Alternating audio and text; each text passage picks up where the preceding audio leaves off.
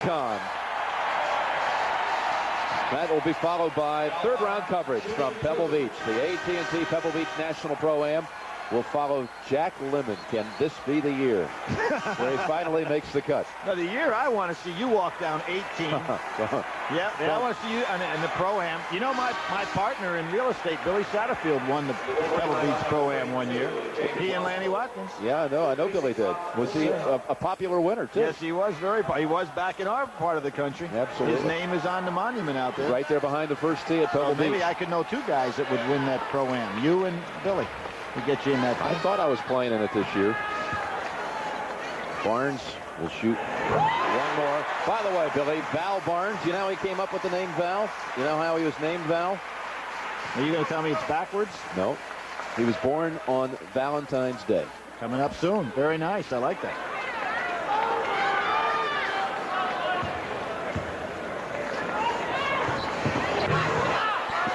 Long rebound to King. 8-point Iowa lead. And they stay in that 1-2-2 zone. Bosco from the corner. That's why he's out there. And what happened there is he was so deep in the corner, Kenyon Murray's playing the top of that 1-2-2 zone, could not get all the way out there to stop it.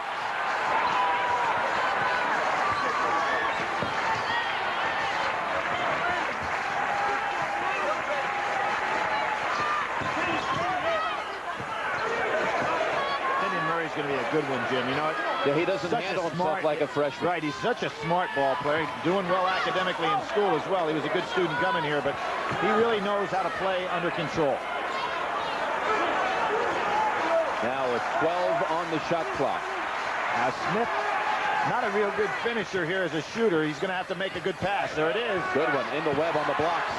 Webb shot. Back to a 7-point lead for Iowa. And a steal by Murray. I'm going to call a foul on Bosco. I'll tell you what, Murray took a pretty hard fall right in front of us. I think he hit his head against the table. He sure did. He's getting up.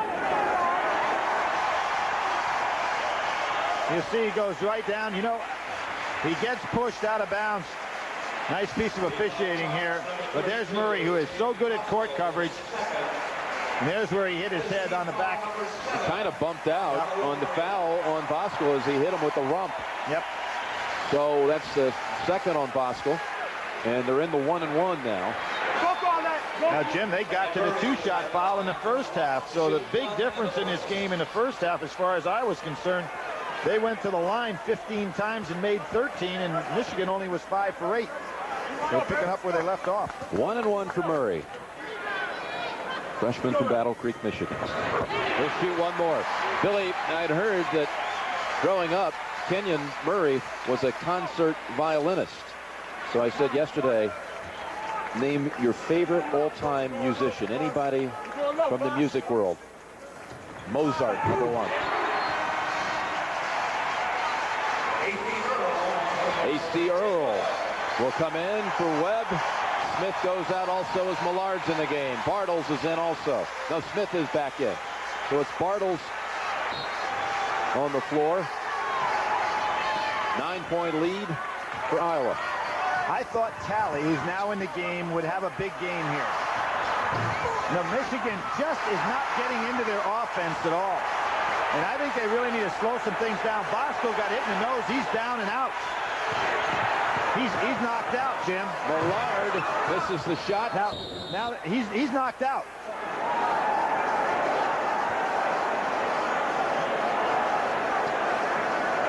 He got up for just a minute and started. Now that was a knockout blow. He actually was touching his teeth as though maybe he felt like he had a tooth knocked loose. But it took a hard blow to the head, evidently. Well, what's happening to Michigan right now is that we've got a lot of time on the clock, and they are trying to get it all in one time down the floor. We're seeing the replay what happens here. Bosco goes up, over the back. Oh, another one of those pops right. That looked like in the nose. You walk right into those flying elbows. Certainly Millard did not intend to hit Bosco at all, but there it is. Right on the nose. Boy, he took a blow there, and down he goes.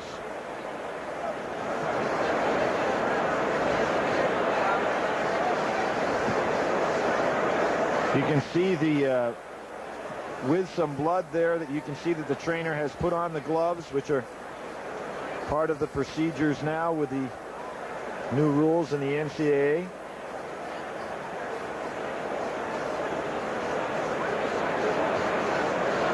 Boy, this team, with Chris Webber having a similar type of injury. Yeah, you were right, Jim. He tried to get up at first, and then all of a sudden he just went right to the floor, totally knocked out. Such an emotional crowd here today, Billy, and just total silence here out of respect to the Michigan player.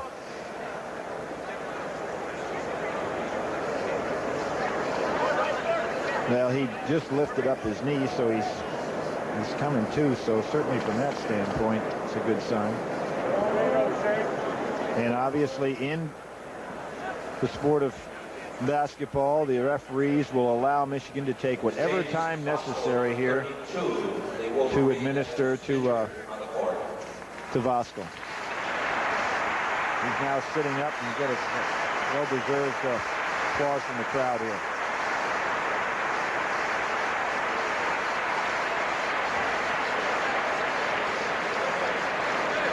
So we may have two players in Michigan wearing masks. I mean, Chris will get rid of his, and James will have to wear it. He's going to be a little shaky standing up.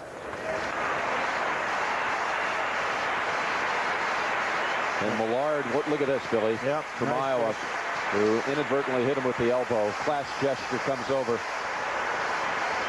Now he'll be... I mean, he's no position, obviously, to play, so it won't be a matter that he could get out there, because I think he is out on his feet as we speak.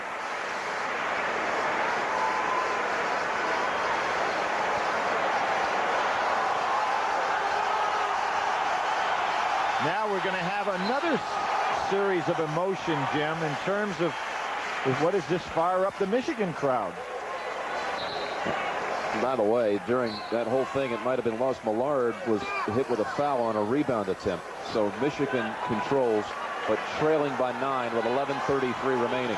Millard becomes the #1 point man on this 1-2-1-1 full court press, which Michigan has handled fairly well today, but it has taken them out of their offense. Now what has happened here, Jim, is that there was blood on the floor, so they will have to put a disinfectant down on the floor and clean that up with the towel, and that had not been done. Now, originally in the rules, they decided to use the disinfectant on a shirt or a piece of equipment if there was blood on it, but then it was ruled that would not be sufficient, so the shirt or an article of clothing must be removed and changed. But on the floor, they're going to require the disinfectant. Do you think these measures are a little extreme? Well, Jim, I really do. You know, I've talked to Hank Nichols at length about this, and he says we will err on just going to the whatever extreme it takes to make sure nothing happens. You know, so that is the philosophy, and that's what they're going to do. So certainly, I'd be the last one to argue with that.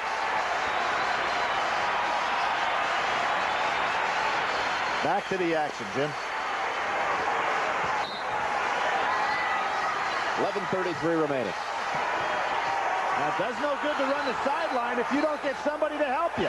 Yeah, he was running the baseline, but Iowa had not scored. No, now wait a second. You cannot run the baseline because it was a foul, not a basket. That's right. Now, see, you can run after a made basket, but you cannot run on the end line if there was a turnover or a foul. This should be Iowa's basketball. Yep. Michigan was getting the ball back after a foul against Russ Millard. Please report to the Iowa training room. Jim Burr came in from way back, and I mean, Jim, maybe because all the time transpired, you're going to find the officials are going to say we didn't give the proper instruction to the man on the end line. But the only time you can run that end line is after a score. So what the officials are going to say, because of all of the time that took place, and they asked both coaches to cooperate here, they're going to